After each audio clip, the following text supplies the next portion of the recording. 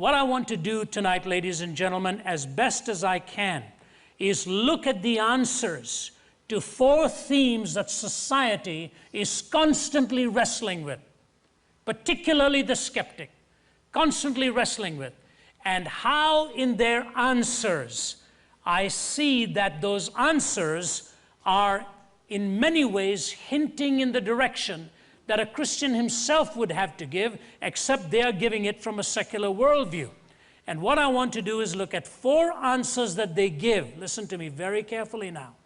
4 answers that they give to which only the question that justifies them is the one that also legitimizes why Jesus Christ is the only way.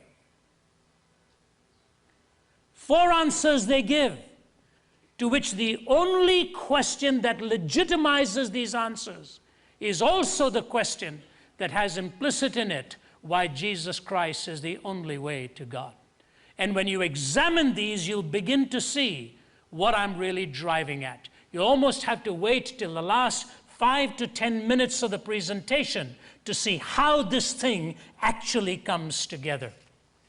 The first is the reality and the mystery of evil. The reality and the mystery of evil.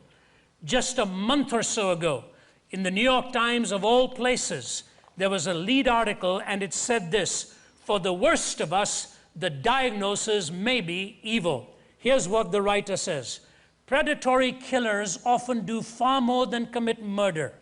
Some have lured their victims into homemade chambers for prolonged torture. Others have exotic tastes for vivisection, sexual humiliation, burning. Many perform their grisly rituals as much for pleasure for themselves as for any other reason. Among themselves, a few forensic scientists have taken to thinking of these people as not merely disturbed, but actually evil.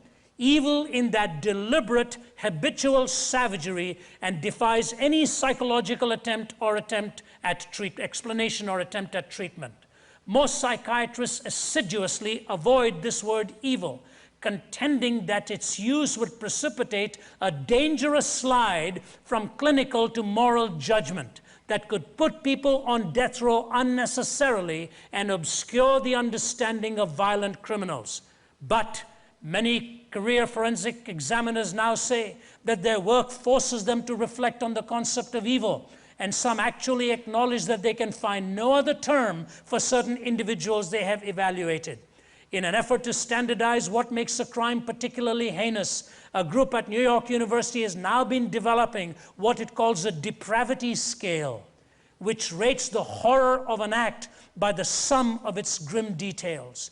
And a prominent personality expert at Columbia University has published a 22-level hierarchy of evil behavior derived from detailed biographies of more than 500 violent victims. We are talking about people who commit breathtaking acts, who do so repeatedly, who know what they are doing, and who are doing it in peacetime under no threat to themselves, said Dr. Michael Stone, the Columbia psychiatrist, who's examined several hundred killers at Mid-Hudson Psychiatric Center in New Hampton, New York, and others at Creedmoor Psychiatric Center in Queens, where he consults and teaches.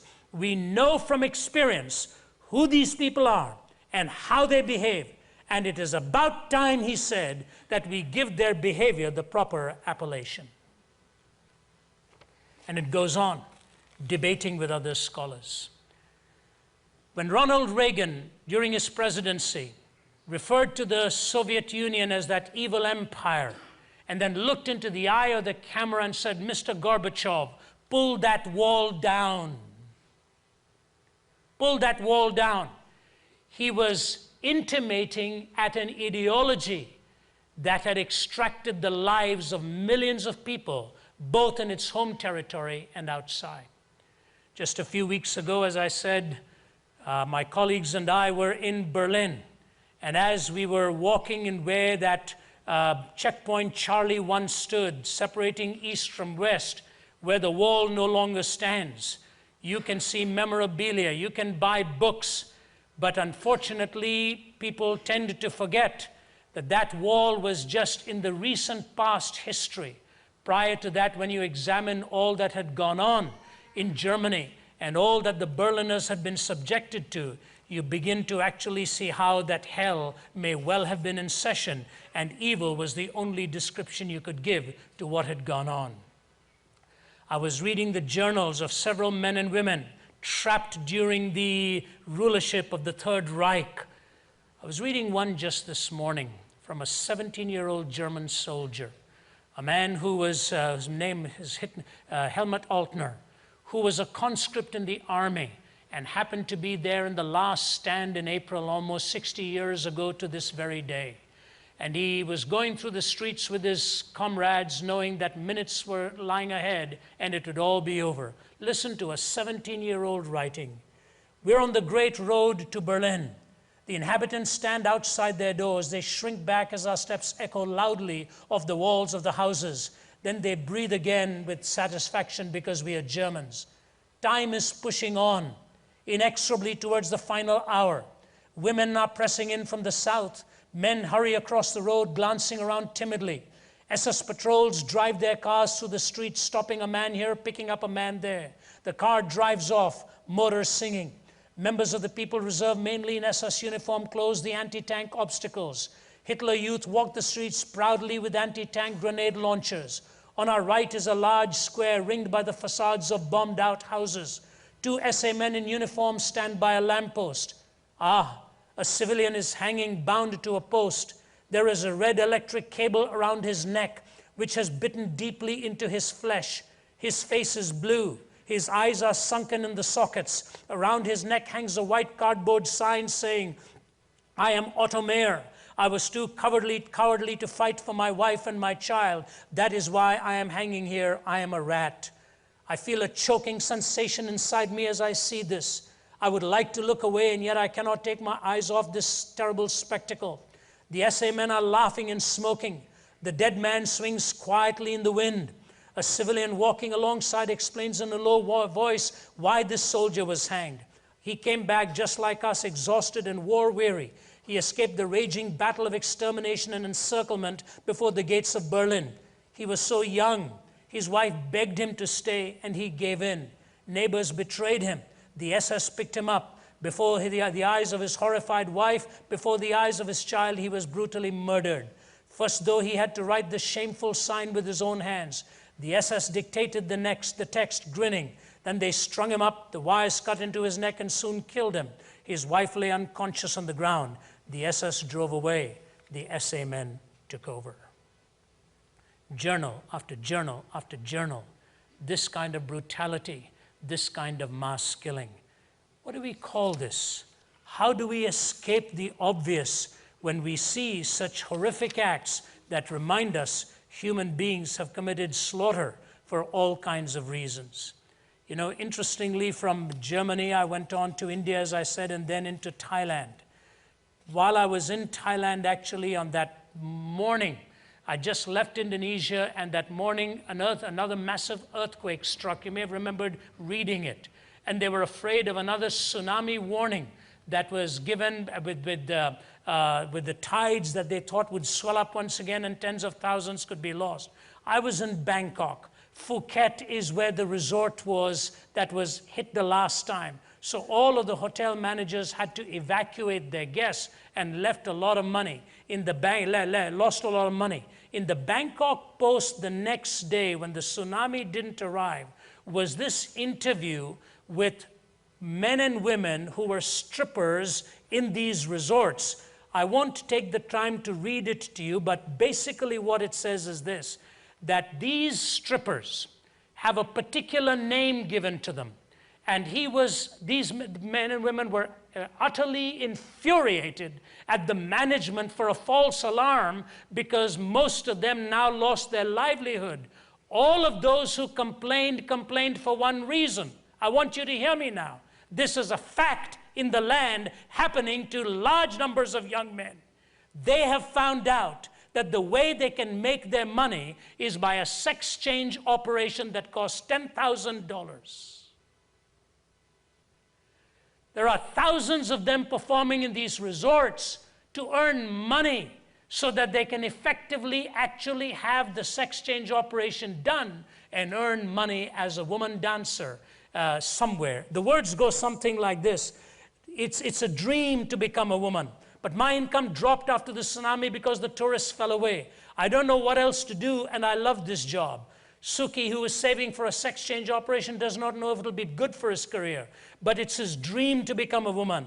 Dam, a 30-year-old man who has undergone a sex change, said his income from tips was so meager that his colleagues would probably have to wait a long time before they raised money for the operation themselves. On Monday night, I didn't run like the others, said one. I was sound asleep. If the tsunami had struck, I would be in a real bad shape. So these men, bemoaning a false alarm because it kept them from 1 or 2 days of tips in order to transform the body to look like that of a woman and market themselves in the arena of the sex trade.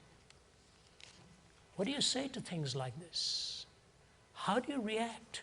So whether it's violence or sensuality, and then you come over to the United States.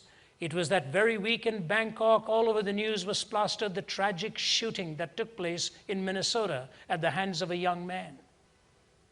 And you look around our society and you see things like this happening. What I want to say is this, ladies and gentlemen, whether it's violence or sensuality or brutality or whatever it is, we have to take a step back and ask ourselves the question, who are we? And what is the locus of evil? Who are we as a people?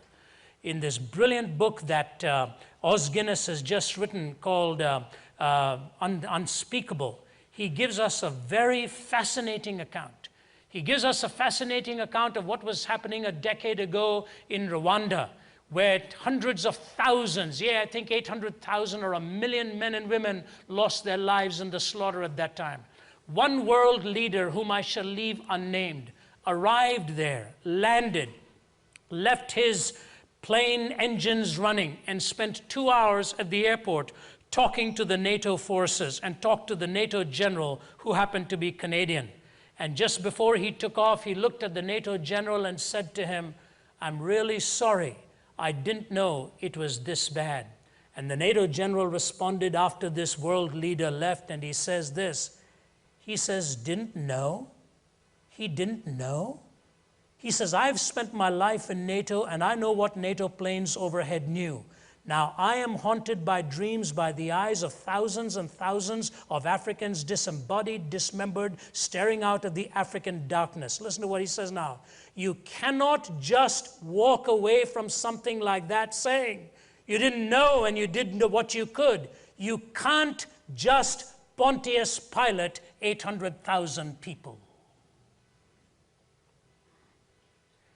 The first point I want to make to you is this. No, it's not Rudolf Hess.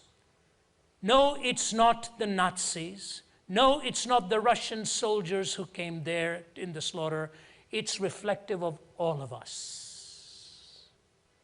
We're all in this together. And as the Allied forces knew what was happening in the slaughter of millions and millions of people, and world leaders were really in some ways handcuffed, or in other ways not even dealing with it, the whole world was implicated.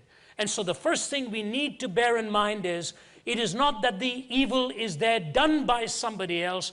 All of humanity shares this. We cannot Pontius Pilate a mass of humanity and say others are doing it. But the second point I want to make is this, and this is very critical in the body of what I'm trying to say to you.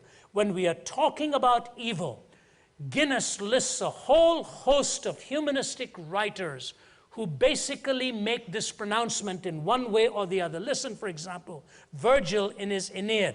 What region of the earth is not full of our calamities? Thomas Hobbes in De Homine, man is the most cunning, the strongest, and the most dangerous animal. Voltaire, after the 1755 Lisbon earthquake, where tens of thousands died, writes to a pastor, I pity the Portuguese like you, but men still do more harm to each other on their little molehill than nature does to them. Our wars massacre more men than are swallowed up by our earthquakes. The skeptic David Hume in his dialogues concerning natural religion, man is the greatest enemy of man. Jean-Jacques Rousseau, the humanist in Emile, seek the author of evil no longer, it is yourself. And here's what I want to say to you.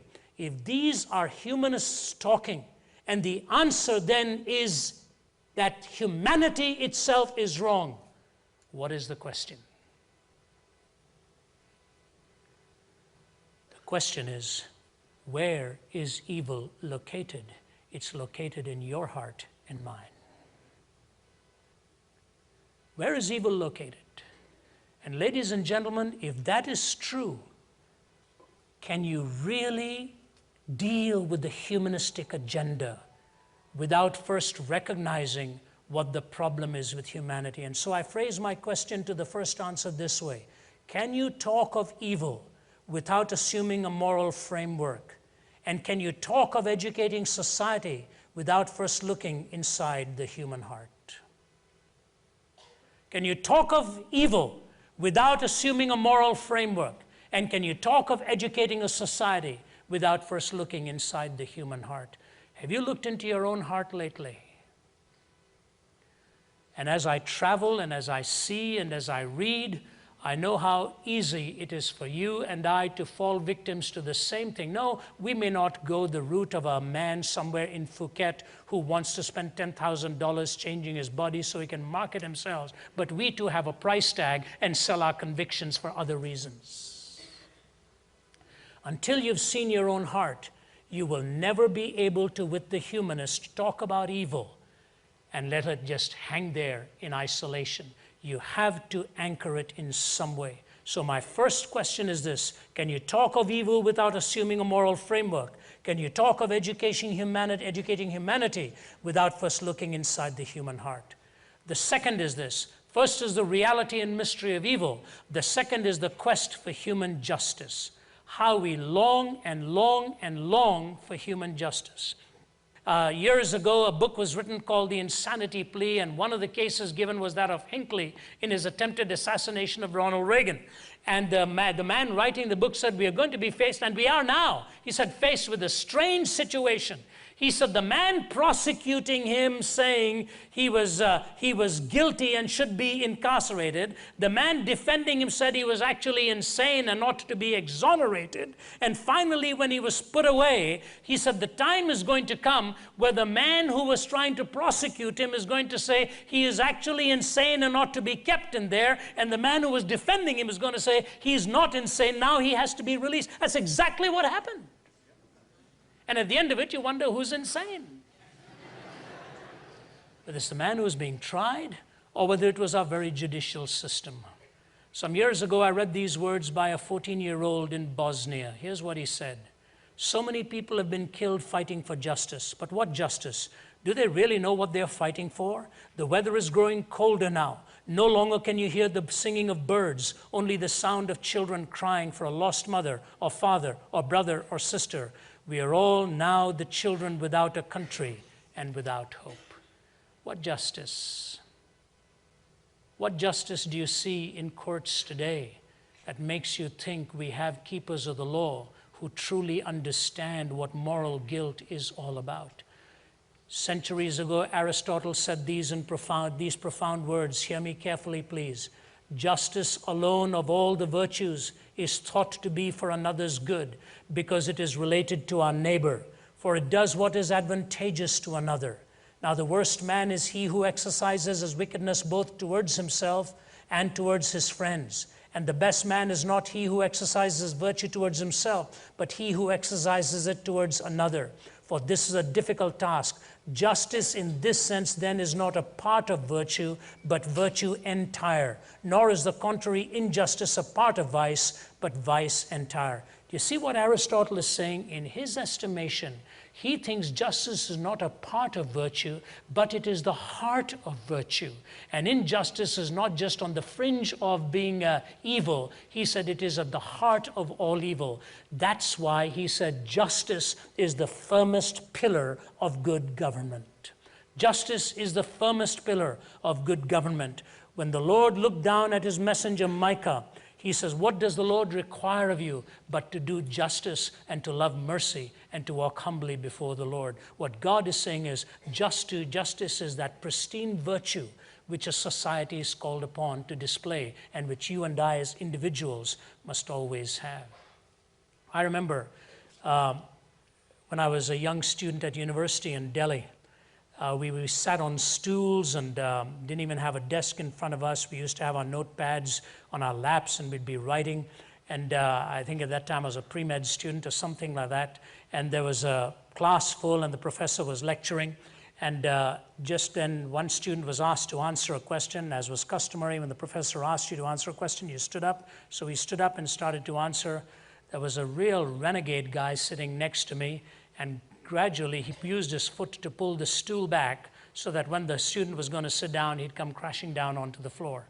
In the last moment, I saw that the stool had been pushed back, and I reached out to push it into the right place just too late as the student sat down and he came crashing onto the floor. And the professor saw my hands on the stool and just looked at me and said, "Zacharias, get out."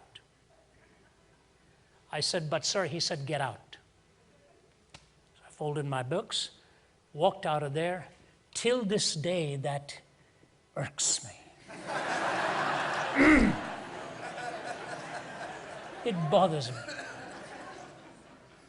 Not so much at the fellow who pulled the stool away. He was an idiot.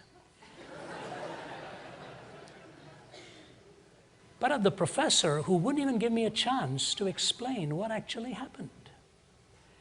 In this grand cosmic scheme of things, it has not affected anything except me. That little act of injustice bothered me. What do you think happens in a world where crime is rife, where rapes, murders, abuse, injustices take place? How it must break the pure heart of God that we have violated so much, and all we have as a response is one injustice piled after another. You see again and again and again this cry for justice, the cry for justice. Look at what has happened in the victimization of millions of people across our globe. You know, I hail from a part of the world that is quite deprived monetarily. And every time I go there, I find myself in some settlement of the impoverished. I'll walk into the homes of some people who live with very little. I never hesitate to walk into some of those slums, and you see in a different kind of fashion, injustice upon injustice upon injustice. It's piled one upon the other. I want to position this in contradistinction to a man I knew, known to many of my staff, known to many of you who have attended some of our events. Many of you may remember a very noble man by the name of Brent McKnight, who came from South Carolina. He was a federal judge and actually was being tapped on his way one day to possibly being a Supreme Court nominee. So a brilliant man, a gracious man, one of the nicest human beings I have ever known, or we at RZIM have ever known. He came and spoke to our audience once about law and justice, a decent, honorable man. And I remember on one occasion as Margie and I were having a meal with him and his wife, I said, "Brent, what is the most difficult part about being a judge?" He said, "I'll never forget the occasions where I've had to come down and make a judgment call on somebody and knowing what the law said and knowing what the truth was about the case. And as I have made the pronouncement and knowing it is going to cost somebody years behind bars or somebody an awful lot in many ways," he said, "Ravi, I've actually gone back into my chambers and buried my face in my hands and wept uncontrollably at having to play the part of a judge." Just 3 or 4 months ago, in his early 50s, he was suddenly stricken with cancer and within weeks lost his life. But I think of the judge like him who recognizes there's a law to be honored, and yet there's a broken heart in the process that somebody is going to have to pay. And he goes back into his private chambers and weeps. That's the kind of judge you respect. That's the kind of judge you honor. And so here's my second question for the skeptic who talks for justice. It is this: you cannot cry for justice unless you can also know the justifiable source for all law. You cannot cry for justice unless you can also know the justifiable source for all law. First thing, Can you talk of evil without assuming a moral framework? Can you talk of education without first looking inside the human heart? Second question, you cannot cry for justice unless you know the justifiable source for all moral law. While we were in Nuremberg, we found ourselves in courtroom 600, where the trials were actually held. And you see the furnishings. You almost wish that furniture could talk and the walls could talk. But as we walked in, I noticed two pictures. First is above the door as you walk in. It's the picture of the serpent tempting Adam and Eve. And above the tribunal are the 10 Commandments. Isn't that interesting? You will be as gods, is what Satan said, defining good and evil. And when they ate of that fruit, the slippery slope was entered into. And then the moral law was given. And what happened at Nuremberg? The justice, the American justice, trying to bring evidence after evidence after evidence. And every Nazi officer said we were operating according to the law of our own land. We were operating according to the law of our own land. Till finally the justice cries out, but gentlemen, is there not a law above our laws? You've been watching Let My People Think with Dr. Ravi Zacharias. If you'd like to know more about this ministry, you can call us at 1-800-448-6766 or visit us online at www.rzim.org. Our mailing address is Post Office Box 921-939, Norcross, Georgia 30010. Hello friends, this is Ravi Zacharias. I just want you to know that it's a high pace that we keep constantly on the move, but every so often we pause and look back. And as I look back upon the last year, I'm amazed at all the ground we covered, all that was accomplished, and truly the tens of thousands of lives that were touched. I get reports from the United Kingdom, from Turkey, from the Middle East, from India, from China, and the Asia-Pacific launch that we're making. And as I look back, I think of 2 or 3 things. Number one, how God protected us, granted us safety, and brought us back safely to our families. We can't take that for granted in this day and age where so many things happen. But the next thing that I want to remind you of is how much God blesses along the way. To see people at the altar, the one-on-one conversations, the lives that are transformed. All of this happens because you make it possible for us to be there. I want to thank you and urge you to continue supporting us. Without you, none of this would be possible. God bless you. Next time on Let My People Think.